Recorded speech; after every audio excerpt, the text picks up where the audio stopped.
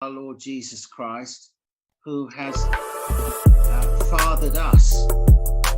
He's fathered us to a living hope. در واقع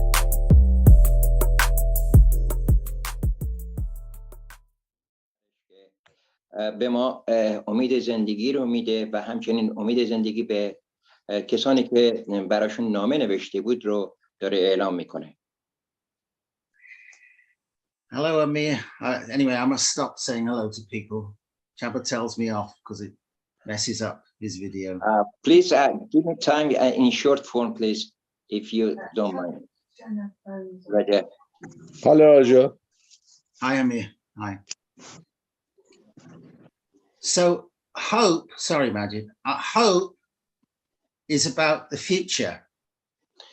در واقع امید همون آینده هستش. امید به آینده، زندگی آینده. But Peter says we have a hope which is alive because of something that's happened in the past. And that is God has fathered us, so we are alive from the dead.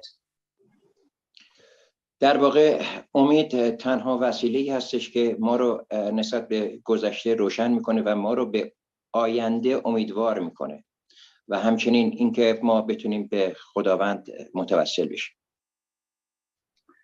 Now, a living hope does not disappoint. We all hope for things that sometimes a disappointment.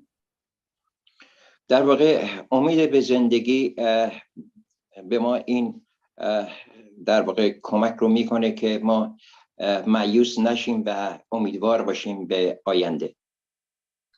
I remember one Christmas when our grandson was looking forward to his presents and he opened his presents and he was very young, he was tiny. در واقع ایشون دارن در راجع به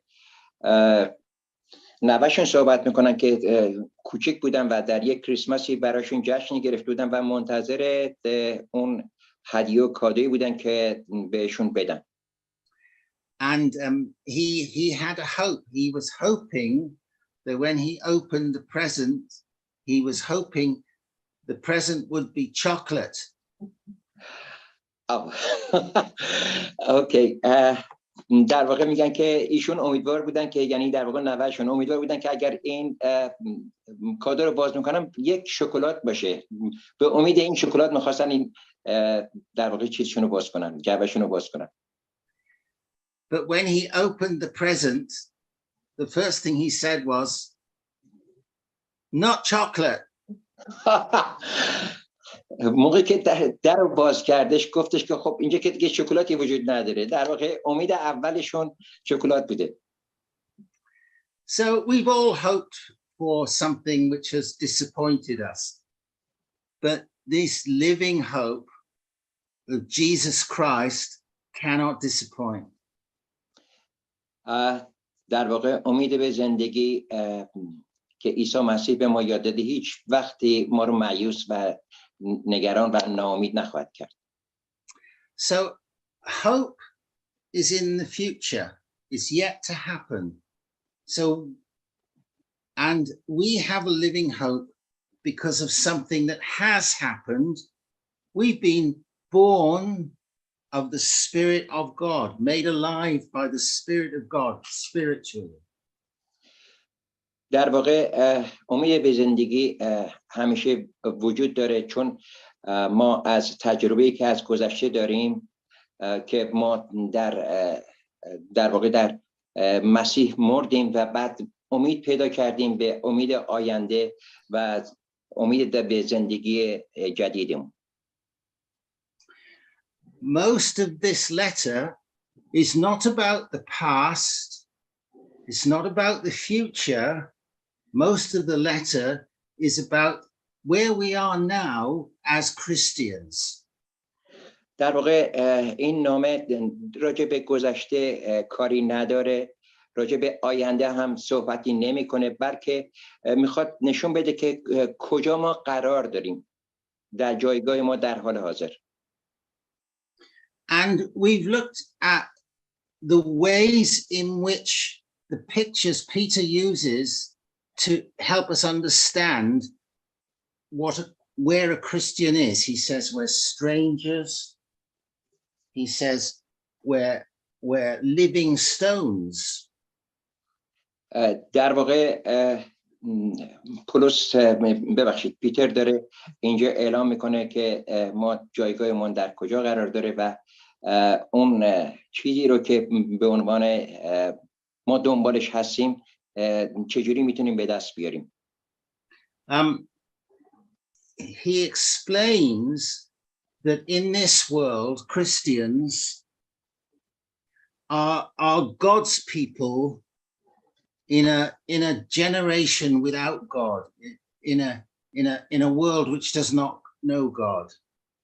در واقع به ما میخواد پیتر اینجا اعلام بکنه که ما در زندگی مسیح که هستیم، در مسیح که هستیم، در واقع زندگی ما به صورت یک دوره‌ای هستش که همه در هم هستیم و به فکر این هستیم که چطور میتونیم این زندگی رو و این امید رو حفظ کنیم.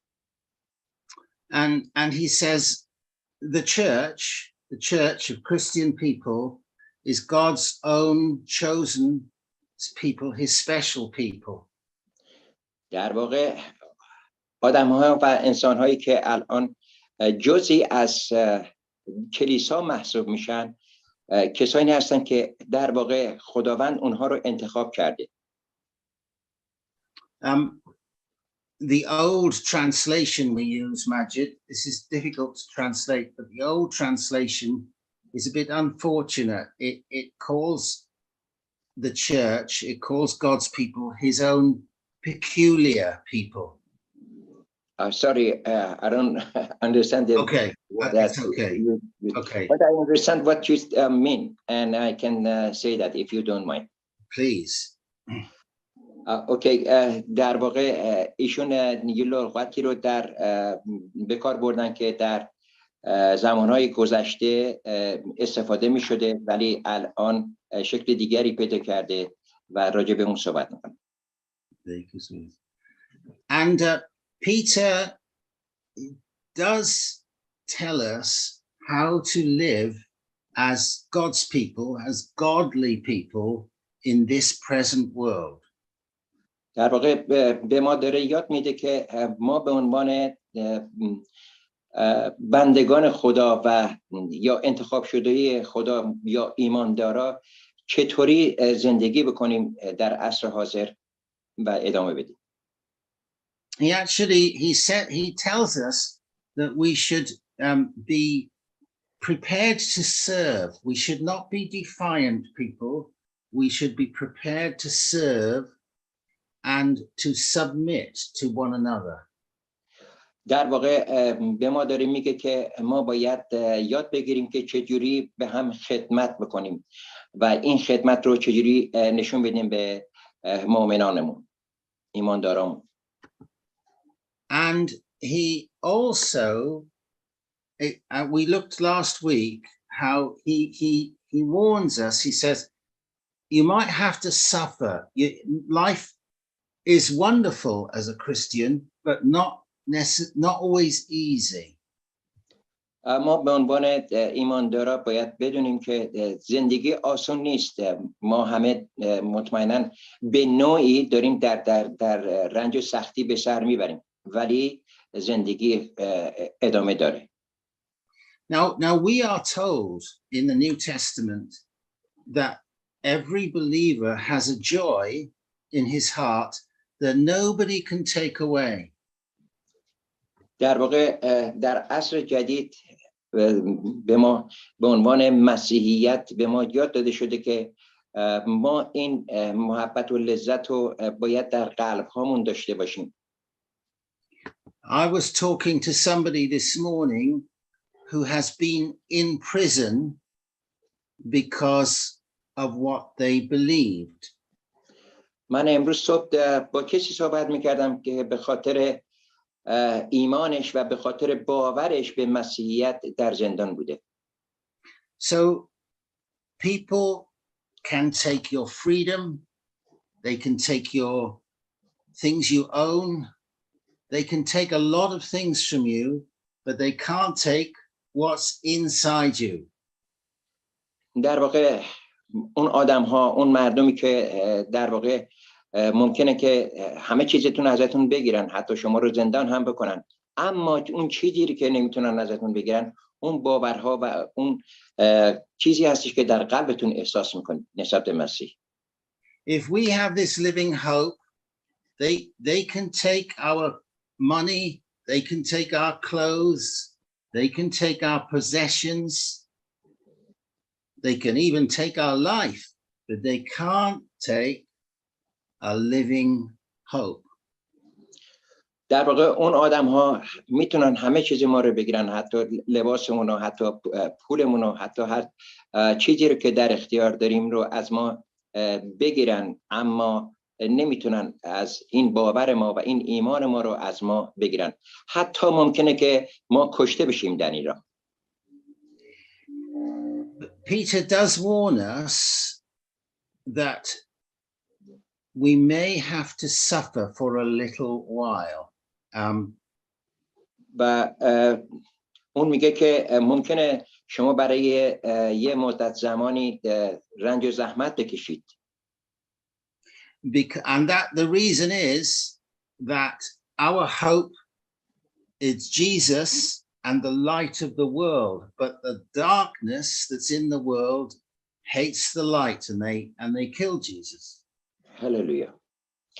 در واقع ایشون یک مثال بسیار خوبی رو زدن، میگن که اون نوری که در قلب و باورهای ما و اون ایمانی که در قلب ما وجود داره به صورت نوری هستش که تاریکی اون رو نمیپسنده، چون هر جایی که تاریکی باشه میتونه به وسیله نور ایمان روشن بشه و برای همین یک اختلاف وجود داره.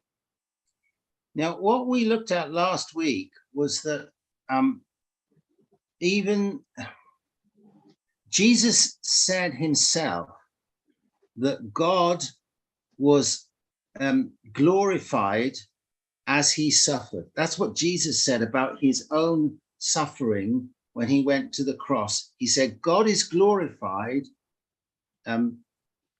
as he suffered. در واقع عیسی مسیح زمانی که میره بر روی صلیب این احساس رو داشته و میگفته که خداوند هم به خاطر این رنج و زحمتی که من و دیگران مثل من و ایماندارا دارن میکشن رو کاملا احساس میکنه و داشته. I think that's because he never lost his joy in the Lord. He never lost his temper. He never became afraid. God was glorified as he stayed in faith and at peace and trusting his Father.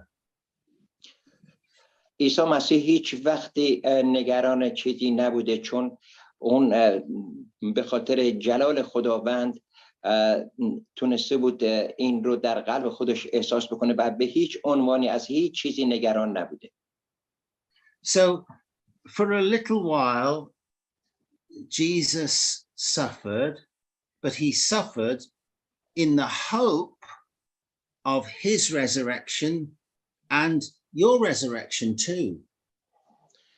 در واقع عیسی مسیح در عین اینکه خودش هم در یه مدتی در رنج و زحمت بود، ولی این رنج و زحمت رو در شما هم احساس کرده بود و میدونستش که به این ترتیب در واقع جلال خداوند رو ما اعلام میکنیم.